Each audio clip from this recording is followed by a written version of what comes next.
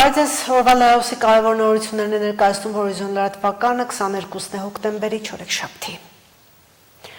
Թբիլիսիում բացվել է Մետաքսի ճանապարհ գագաթնաժողովը, որն անցկացվում է Վրաստանի վարչապետ Իրակլի Կոբախիձեի հովանավորությամբ։ Բարձր մակարդակի նիստին մասնակցում են Հայաստանի վարչապետ Նիկոլ Փաշինյանը եւ Ադրբեջանի վարչապետ Ալի Ասադովը։ Հայաստանի վարչապետը կարևոր քայլ է որակել Ադրբեջանի իր տարածքով դեպի Հայաստան բեռների տարանցման սահմանափակումների վերացումը։ Նրա խոսքով տեղի ունենում ամիսներ առաջ անհավանական թվացող մի բան։ Ղազախստանից Ադրբեջանում եւ Վրաստանով Հայաստան է ներմուծվում հացահատիկ եւ պատրաստակամություն է հայտնել այսօրվանից ապահովել Հայաստանի տարածքով բեռնատարների տարանցումը Թուրքիայից Ադրբեջան եւ հակառակը։ Մենք ոչ միայն քաղաքական, այլև տեխնիկական առումով պատրաստ ենք հենց այսօրվանից, առանց չափազանցության հենց այսօրվանից, Հայաստանի Հանրապետության տարածքով ապահովել բեռնատար ավտոմեքենաների տարանցումը Թուրքիայից դեպի Ադրբեջան եւ Ադրբեջանից դեպի Թուրքիա։ Հայաստանի տարածքում թե ճանապարհները, թե սահմանային ենթակառուցվածքները պատրաստ են սրա համար Մարգարա, Եղեգնաձոր, Սիսիան, Գորիս երթուղով։ Քաղաքական առումով մենք պատրաստ ենք նույն կերպ ապահովել Նախճեվանի ինքնավար հանրապետությունից դեպի Ադրբեջանի հիմնական մաս եւ հակառակ ուղղությամբ տարանցումը Հայաստանի տարածքով, բայց տեխնիկապես դեռևս պատրաստ չենք ենթակառուցվածքների բացակայության պատճառով։ Քաղաքական առումով պատրաստ ենք նաեւ երկաթուղային տարանցում ապահովել Թուրքիայի եւ Նախճեվանի ինքնավար հանրապետության միջև, ինչպես նաեւ Թուրքիայի եւ Ադրբեջանի հիմնական մասի միջև, բայց այդ հատվածներում երկաթուղին նորոգման կամ վերակառուցման կարիք ունի։ Համոզված եմ եւ վստահ եղեք, այս տեխնիկական հարցերը նույնպես 2-3 տարվա ընթացքում կլուծվեն։ Առաջիկայում Հայաստանի տարածքով Ադրբեջանից դեպի Նախճեվան, ինչպես նաեւ Ադրբեջան-Հայաստան-Թուրքիա խողովակաշարեր, էլեկտրահաղորդման գծեր նույնպես կկառուցվեն, ինչպես ասացի, կապահովվի նաև երկաթուղային եւ ավտոտրանսպորտային կապը։ Այս ամենը քննարկման մեջ է Trip-Route ծրագրի շրջանակներում, նաև համապատասխան քննարկումների մեջ ենք Թուրքիայի եւ Ադրբեջանի հետ։ Ազգային ժողովն այսօր շարունակել է հերթական նիստերի աշխատանքը գրեթե նախորդ օրվա սցենարով, դարձել ավելի շատ քննարկվել են ոչ թե բուն նախագծեր, այլ քաղաքական հարցերը։ Փոխվել էր միայն բանավեճի թեման, այս անգամ այն ոչ թե Գյումրիի քաղաքապետի ձերբակալության վերաբերյալ էր, այլ Ադրբեջանի նախագահի դեպի Հայաստան բեռների տարանցման սահմանափակումների վերացման մասին հայտարարության։ Թեմայի մասին հիշեցրեց Բաբկեն Թունյանը, ընդդիմադիրների արձագանքից զարմացել էր, կարծես թե վատ բան է տեղի ունեցել, նշեց ՔՊԱ-ական պատգամավորն ու խնդրանքով դիմեց ընդդիմադիր գործընկերներին։ Խնդրում եմ վեր կենալ եւ ուղիղ առանց մանևրելու ուղիղ ասեք, տեղի ունեցածը Հայաստանի համար դրական զարգացում է թե ոչ, շնորհակալություն։ Միանում եմ հարցադրմանը։ Գործընկերոջ միտքը շարունակեց Ռուբեն Ռուբինյանը, ներողություն խնդրելով հորակարգից շեղվելու համար եւ ասելով, որ հարցապնդումը պետք է ավելի խորացնել։ Ռուբինյանը հիշեցրեց, թե ինչպես էր ընդդիմությունը ասում, որ Վաշինգտոնյան համաձայնությունները միակողմանի զիջումներ են Հայաստանի համար։ Միակողմանի զիջելը ո՞նց է արտահայտվում։ Նենց որ առաջինը դեպի Հայաստան կարողանում ենք Ղազախստանից ցորեններ գրել, հա։ Աստինա որ վերջապես մենք ունենում ենք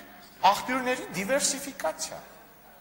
Եվ ես կարծում եմ երեկվա հայտարարվածը եւ տեղի ունենալիքը իրապես հեղափոխական բան է։ Բաժնում է երեք Ադրբեջանի նախագահն ասել է, որ սա այսինքն որ Ադրբեջանը հանել է սահմանափակումը դեպի Հայաստան բեռ տարանցելու եւս մեկ ապացույց է, որ խաղաղությունը ոչ միայն թղթի վրա է, այլ նաեւ իրականությունում։ Հիմա ինչի հերթով չեք գալիս, դուք սիրում եք, չէ՞, Ալիևին ցիտել։ Հերթով եկեք ցիտեք։ Ես կարծում եմ շատ ազգանվեր գործ արած կլինեք, շնորհակալություն։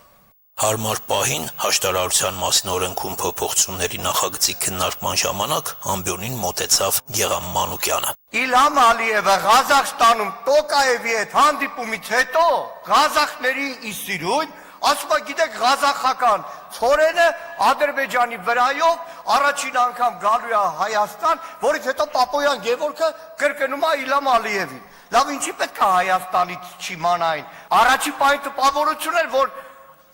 բանա երկաթ գծով գալու է, օրինակ մտնի Իջևան, չէ, գալու է, հասնելու է այլ Վրաստանով մտնելու է։ Գործընկերոջ միտքը շարունակեց Արթուր Խաչատրյանը նախ գուշակելով, թե Նախաճաշին ինչ են ճաշակել ՔՊԱ-ականները։ Ակնհայտ է, որ ՔՊԱ-ականները առավոտյան բարձր վիտամինացված նախաճաշ են կերել եւ որոշել են հերթական անգամ իրենց ձախողումները քողարկելու համար հարձակում գործել ընդդիմության դեմ։ Պարոն Ռուբինյան, որ դուք մեջբերում անում եք, խնդրում եմ ամբողջական, ագլասիցի վես սպիսակ, пожалуйста։ Ռուսերեն մեջբերում հայտնի ֆիլմից այն մասին էր, որ Ալիևը իր երեկվա խոսքում կրկին օգտագործել էր միջանցք բառը։ Ռուբինյանը պատասխանեց ընդդիմադիր գործընկերներին, նախ Գեղամյանին հիշեցնելով, թե ինչ վիճակում է Իջևանի երկաթգիծը։ Սիրելիներս, Իջևանի երկաթգիծը քանդած է։ Իջևանի երկաթգիծը չի գործում։ Գեղամ Մանուկյանին բացատրեք, որ գոյություն չունեցող այս բան երկաթգիծով անհնար է բաններ գրել։ Մեղրի երկաթգիծն էլ քանդած է սա։ Ձեր իշխանության օրոք մեղրի երկաթգիծը ասես քանդել են մետալալում են հանդիպ։ Հիմա դուք կողմնորոշվեք, այսինքն Ադրբեջանից հնչում է ապակարգողական, ճշնամական հայտարարություն, դուք գալիս ասում եք, ահա, ձեր ամբողջ խաղաղության օրակարգը կեղծ է Ադրբեջանից, քանի որ հնչում են ռազմատենչ հայտարարություններ։ Ադրբեջանից հնչում է խաղաղասիրական հայտարարություն, գալիս ասում եք, ահա, սա նրա պատճառով է, որովհետև նվաճողը սիրում է խաղաղություն։ Այսինքն ձեզ գոհացնելու ձև չկա, հա, ընդհանրապես։ Իշմեք Քոչյանի իր ասուլիսուն, որ ասում էր, այ Հայաստանը կարար սենց մի հատ բան առաջարկեր, հետո Ադրբեջանը կմերժեր եւ արդյունքում կստացվեր մերժող կողմը Ադրբեջանն է, բայց արդյունքում կստացվեր, որ խաղաղություն չկա, ապաշրջափակում չկա։ Էսա Քոչարյանը ինքը իր այդ բանում, ասուլիսում, հասկանալով թե չհասկանալով, մատնում է ձեր իրական նպատակադրումը եւ հայեցակարգը, որ նենց անենք, որ արդյունքում մերժվի։ Դուք դեմ եք խաղաղության օրակարգին, դուք դեմ եք ապաշրջափակմանը, դուք դեմ եք ցանկացած լավ օրակարգին։ Ի վերջո Վլադիմիր Վարդանյանը զգուշավորությամբ մոտենալով գլխավոր խոսափողին հիշեցրեց, որ քննարկվող նախագիծը բոլորովին այլ բանի մասին է։ Որ չեք նեղանա, չէ՞ նախագծից խոսամ։ Շնորհակալություն։ Դե բարձր մենք ինքս ամեն ինչ մեջ։ Ես ուզում եմ հասկանամ, էլի, այս նախագիծը հաշտարարությանն է վերաբերում, հաշտարարությունը խաղաղության օրակարգի մասը դրա համար եք տենց արտահայտում։ Նիստը վարող Ռուբինյանը ասաց, որ այլևս չի թույլատրի շեղվել թեմայից, այլապես չեն հասցնի քննարկել օրինագծերը։ Օրակարգի թեմաներով քննարկումներ եղան, բայց շեղումներից էլ խուսափել չհաջողվեց։ Արտակ Հովհաննիսյան, Հորիզոն։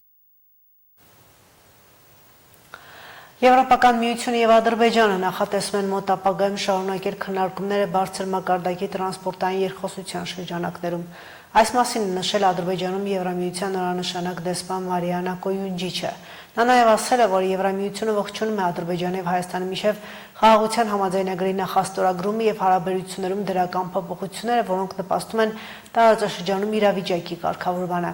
Ականազերծման ոլորտում համագործակցության վերաբերյալ Կոյունջիչը հավելել է, որ առաջիկա նախագծերի վերաբերյալ քննարկումները շարունակվում են, բայց 2026 թվականի համար վերջնական ֆինանսավորման չափը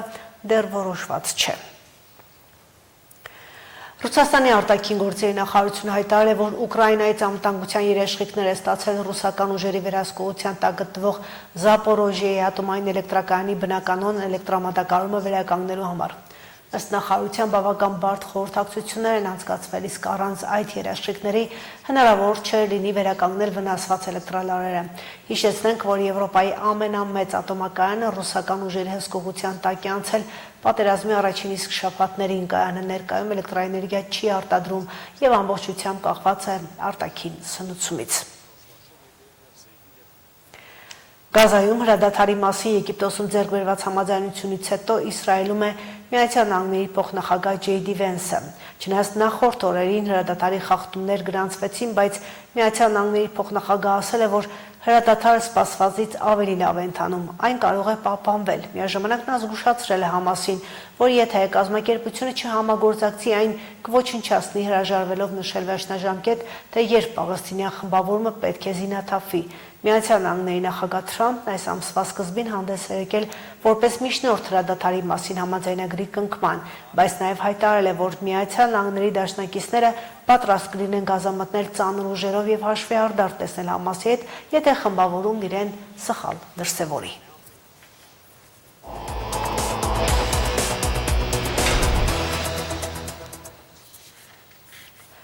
Հոկտեմբերի 20-ին Գյումրիի քաղաքապետի ձերբակալության օրը քաղաքապետարանում իրականացված օպերատիվ քննչական գործողությունների ընթացքում շենքի մուտքի մոտ քաղաքացիների և ոստիկանական ուժերի հետ տեղի ունեցած քաշքշուկի հետևանքով ձերբակալված անձանցից 29-ի նկատմամբ հարուցվել է հանրային քրեական հետապնդում, հայտնում են քննչական կոմիտեից։ Ըստ հաղորդագրության Շիրակի մարզի քննչական կոմիտեում իրականացված քրեական վարույթի նախաքննության ընթացքում ձեռք են բերվել փաստական տվյալներ, որ այդ անձինք միջամտել են գործի քննությանն ու հասարակական անվտանգությանը սպառնացող զանգվածային անկարգություններ են կատարել, մասնավորապես կոչեր են հնչեցրել արգելափակել են քաղաքապետարանի վարչական շենքի մուտքերը, որպեսզի հնարավոր չլինի տեղափոխել ձերբակալված եւ համայնքապետարանի վարչական շենքում գտնվող անձանց, վնասել են ոստիկանության ծառայողական փոխադրամիջոցի անվադողերը, համայնքապետարանի վարչական շենքի գույքը եւ այլն։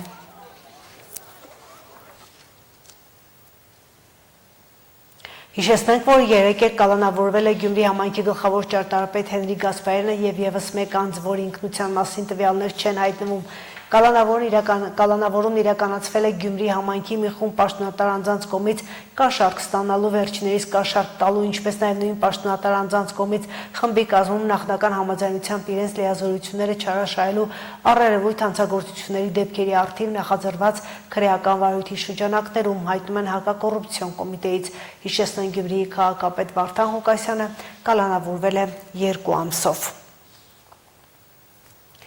Հայաստանում մարդու իրավունքների խախտման դեպքերի մասին մարդու իրավունքների պաշտպանի գրասենյակին ուղղված բազմաթիվ դիմումներն, ահազանգերը հիմնականում բնակարանային, առողջապահական, հանրային ծառայությունների ոլորտներին են առնչվում։ Այս խնդիրներն ավելի սուր եւ լուրջ բնույթի են Շիրակի մարզում։ Պաշտպանի գրասենյակին հաստիագրված դիմումներն այդ մասին են խոսում։ Մարզում Հայաստանի մարդու իրավունքների պաշտպան Անահիտ Մանասյանը հանդիպումներ է ունեցել Ամասիա եւ Աշոտsk համայնքների բնակիչների հետ։ Արցախից բռնի տեղահանված 18 ընտանիք է ապրում Ամասիայի տարածաշրջանի բնակավայրերում։ Զբաղվածության խնդիրը հողագործությամբ, անասնապահությամբ ինչ-որ չափով լուծել են, բայց բոլորին մտահոգողը բնակապահովման հարցերն են։ Վարձակալությամբ են բնակվում, թեև օգտվում են պետական աջակցության ծրագրերից, նաև բնակապահովման ծրագրի շահառու են ճանաչվել, բայց Ամասիայի բնակվունդում աջակցության գումարին համապատասխան բնակարան չեն գտնում։ Մարդու իրավունքների պաշտպանի հետ հանդիպմանը արցախցի ընտանիքներն այս հարցի մասին բարձրաձայնեցին։ Խնդիրը համակարգային լուծում պահանջող է, նշեց Անահիտ Մանասյանը։ Հարցը խոստացավ պատասխանատու գերատեսչություններին ներկայացնել։ Մարդու իրավունքների պաշտպանը ինքը օժտված չէ նմանատիպ դեպքերում վարչակառավարչական լիազորություններով եւ լծակներով եւ ինքը չէ այն մարմինը, որը պետք է կարգավորի այս խնդիրները։ Մարդու իրավունքների պաշտպանի հիմնական գործառույթը խնդիրները ոչ միայն բացահայտելը եւ բարձրաձայնելն է, այլ նաեւ դրանց լուծումներ պահանջելը եւ նաեւ պարզաբանումներ պահանջելը։ Իսկ խնդիրները բազմաթիվ են ու բոլոր ոլորտներում, որտեղ մարդու իրավունքների խախտման դեպքեր են արձանագրում։ Հայաստանի բոլոր բնակավայրերից պաշտպանի գրասենյակը բողոքներ ահազանգեր է ստանում։ Դրանցից մեկը վերաբերում է մարզկենտրոններից հեռու գտնվող բնակավայրերում հանրային ծառայությունների հասանելիությանը։ Ամասիայի զինկոմիսարիատի տեղափոխումը Աշոտsk կամ անձնագրային ծառայությունների միավորումը մեկ վայրում խնդիրներ է ստեղծել գյուղաբնակների համար։ Պետք է գնանք Գյումրիից նոր Աշոտsk։ Դա խնդիր է առաջացնում։ Մենք ունեցել ենք զինկոմիսարիատ էստեղ ունեցել ենք, մեր համայնքային կենտրոնի շենքի մի հատվածներ տրամադրել, բայց հետագայում խոշոր տեղափոխվեց Աշոտsk։ Երևի բնակչության թվի հետ կապված կարող ասել դա։ Ամեն դեպքում դժվարություններ ունենում են քաղաքացիները, անպայման դժվարություններ ունենում են։ Մի շարք բնակավայրերում այդ ծառայությունները կենտրոնների տեսանկյունից, այն նկատի ունեմ գրասենյակների տեսանկյունից, այս պահին այլևս չեն գործում եւ մի փոքր այլ տրամաբանություն է որդեգրվել, բայց պետք է նկատի ունենալ, որ ի տարբերություն շատ երկրների, որտեղ այս մոդելը գործում է, Հայաստանում մենք գործ ունենք իրավիճակի հետ, երբ ճանապարհների հետ կապված բազմաթիվ խնդիրներ են առկա, հանրային տրանսպորտի հետ խնդիրներ են առկա, քաղաքացիները սոցիալական բազմաթիվ խնդիրներ ունեն եւ հատկապես հանրային տրանսպորտի բացակայության պայմաններում։ Ամասիայի համայնքապետը այլ ենթակառուցվածքների բարեկարգման հարց եւս ներկայացրեց։ Կլաստերային դպրոցների կառուցումից հետո հարևան բնակավայրերից աշակերտների տեղափոխման խնդիրն է անհրաժեշտ լուծել, իսկ մի շարք գյուղեր իրար կապող ճանապարհների հիմնանորոգումը դառնում է առաջնահերթ։ Հիմնականում Ամասիա, Բերտաշեն, Շաղիկ մեր ամենավերջի գյուղերը, որ մոտավորապես 20-25 կիլոմետր է, այդ ճանապարհների հարցը կարգավորվի եւ լուծվի։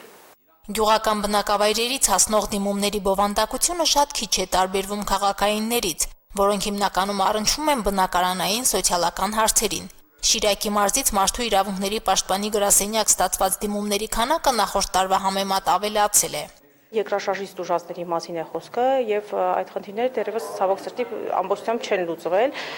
Դրա պատճառները տարբեր են, կամ որ ընտանիքը բազմանդամ է դարձել, կամ որ ընտանիքի անդամները երկրից հեռացել են, հետո վերադարձել են հետ Հայաստանի Հանրապետություն նորից։ Սրանք նույնպես համակարգային խնդիրներ են։ Դիտարկելով հաշմանդամություն ունեցող անձանց իրավունքների խախտման դեպքերը, մարդու իրավունքների պաշտպանի գրասենյակը մտահոգիչ է համարում միջավայրի մատչելիության խնդիրը Հայաստանում։ Սա արդեն հանգեցնում է հաշմանդամություն ունեցողների իրավունքների խախտումների տարբեր ոլորտներում։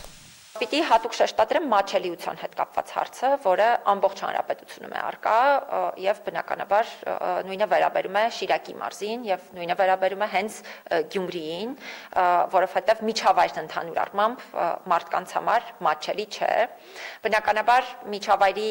մատչելիության բազմապիսի կարծրատիպերի առկայության պայմաններում շատ դեպքերում խաթարվում է հաշմանդամություն ունեցող անձանց կրթության իրավունքն ի սկզբանե, որովհետեւ նրանց մի մասը կամ նախկինում կամ հիմա էլ չի կարողացել պատշաճ կրթություն ստանալ։ Մարդու իրավունքների պաշտպանը նախադպրոցական կրթության իրավունքի ոտնահարում է համարում նաև հոկտեմբերի 20-ին Գյումրիի քաղաքապետարանում իրականացրած օպերատիվ քննչական գործողությունների պատճառով քաղաքում գործող մի շարք մանկապարտեզների բնականon աշխատանքի խաթարումը։ Այդ օրը պաշտպանի գրասենյակը ահազանգեր է ստացել։ Դարձյալ երեխաների կրթության իրավունքի հանգամանքը նկատի ունենալով սկսել ենք նաև ուսումնասիրություն այդ հարցի վերաբերյալ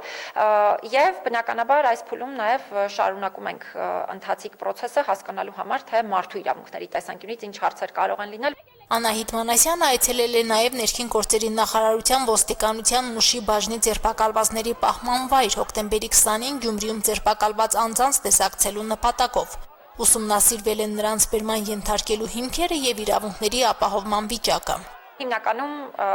կարող եմ հստակ նշել, որ խնդիրները այն համակարգային հարցերն են, որոնք միշտ են բարձրաձայնում Հայաստանի գրեթե բոլոր բնակավայրերում ձերբակալված անձինք, մեծամասամբ, եթե հավաքներին է հարցը վերաբերում, մեծամասամբ խոսում են այն մասին, որ իրենց օրինակ օրինական պահանջ չի ներկայացվել կամ իրենց հստակ չի ներկայացվել օրինական պահանջը, հետո դրանից հետո իրենց ազատությունը սահմանափակվել է ու նմանատիպ մի շարք այլ